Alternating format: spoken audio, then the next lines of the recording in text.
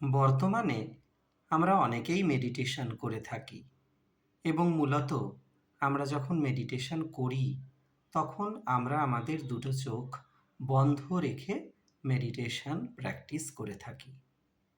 বন্ধুর একটা ছোট্ট সাজেশন, যাদের মধ্যে গভীর ডিপ্রেশন আছে, যারা প্রবল বা অ্যাকিউট ডিপ্রেশনে ভুগছেন, তারা চোখ বন্ধ না করে চোখ খুলে মেডিটেশন করুন।